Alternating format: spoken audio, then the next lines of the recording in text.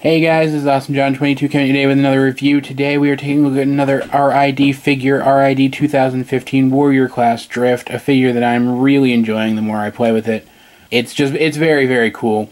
And I'm going to try to explain to you why, but first, as we know, I do not look at these figures first in robot mode, so let's get this guy transformed up through the magic of jump cuts. And here we have Drift in his vehicle mode, and it's a pretty good looking vehicle mode. I actually really like it. You actually got hints of his robot mode face design on the front end, which is just fantastic. And a lot of paint apps here, too. Black here, red here, blue here. It's surprising. This is all painted orange with clear plastic as the base, but this is painted. We have this smoky black clear plastic on the wheels. Red paint here. The paint apps kind of get skimpy near the back end. But looking at this guy from any interesting angle, he looks pretty freaking good, and I'm pretty impressed with it, with the severe lack of paint apps we've been getting in figures lately. There is word out, and I'm not sure how accurate this is, that this is a rejected design for the movie Drift, and I can kind of see that. He does roll pretty well. Turn that off, though not on really hard surfaces. This is kind of soft. I could kind of see that, because you can see bringing in movie Drift here. He does have a similar sort of shape to his vehicle mode. It's really the colors and the basic design aesthetic that are significantly different.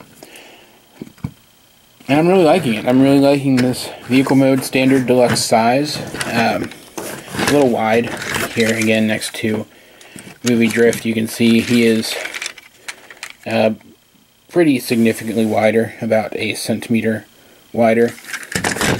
And yeah, I like it. I like it a lot, and thankfully it only gets better than this. So let's go ahead and get this guy transformed up. He does have weapon storage, as you can see underneath here. Both of his swords do attach in there. This black plastic, which is cool. It gives him this look kind of like a, what do they call it, black Damascus steel. But I doubt they're going to be black in the show itself, so I may paint those if they turn out to be silver. And there's his head. Just kind of sits there. I have it turned so you can't see it from the front. If you straighten it out, it would just kind of sit like that. And you could probably turn it around, I'm not really sure, but I don't see the point when I can hide it just fine the way it is. Transformation for this guy, fairly simple. First, we're just going to kind of loosen up these doors and bring these sections down. That'll allow us to come here, raise this section up like so, and probably the next best thing to do would be to rotate this whole section around like so, loosen this up, bring it around onto the back like that. I thought an accordion, but it doesn't. It just goes like that, kind of like the back panel on Bumblebee's robot mode. Next we bring this section down, and it becomes his chest with the silly ring Autobot symbol. Straighten out his head. Bring his arms down. You can see the accordion down just a little bit. Then bring his feet down.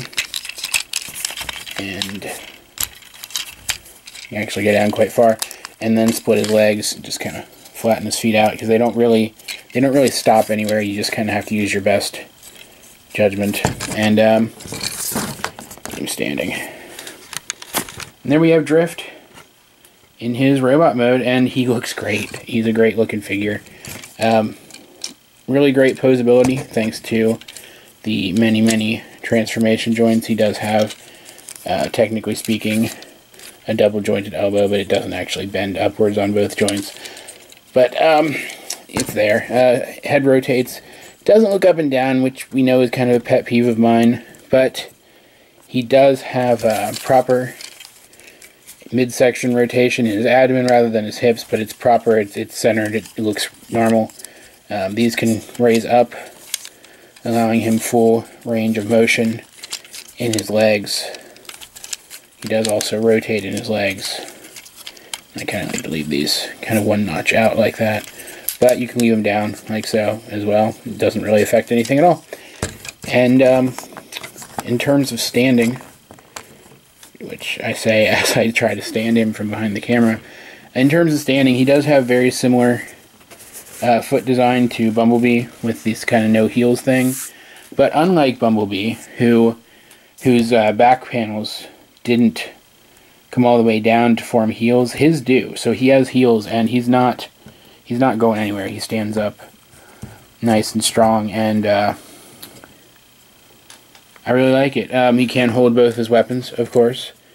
I like to kind of do this thing, put his longer sword in his main hand, and then take his smaller sword and put it reverse grip in his offhand as kind of a parrying weapon type dealy, as we saw when I brought him in as a size comparison in my Optimus Prime review.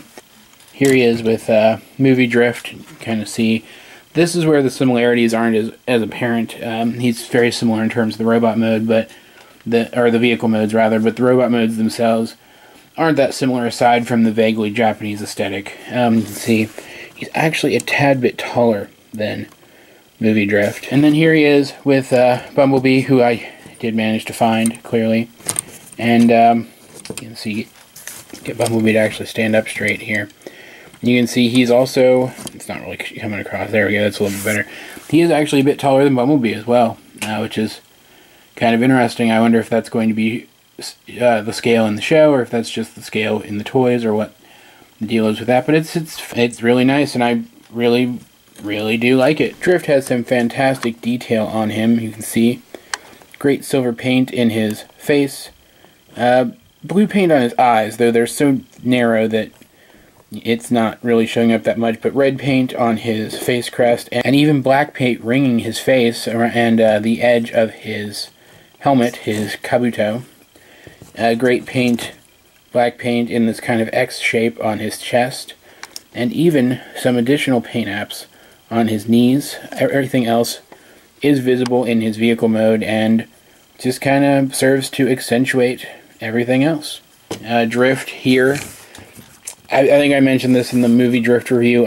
Drift isn't a character I really followed in the comics where he originated, but he's always a character that interested me, and this character interests me even more. Bringing Drift into one of the series I think is a fantastic idea, considering that he was in the movie. This will give fans of the show exposure to the character. I think it's a fantastic idea, and it is spearheaded by a fantastic figure, which should be showing up in retail. You know, if not already, then relatively soon. And I recommend picking it up. This is, at least in my opinion right now, probably the best Warrior class figure in this line. But that's really it for this episode, guys. I hope you enjoyed it, because I certainly enjoyed making it. Help me out, like and subscribe. Leave a comment down below if you feel so inclined. In the description down below, you'll find links to all the other things I'm working on, including a link to my collections video, which should be updated within a few days. Check that out, and if you see anything that you'd like me to review, let me know, and I will see what I can do. This has been Awesome John 22, and I will talk to you guys later.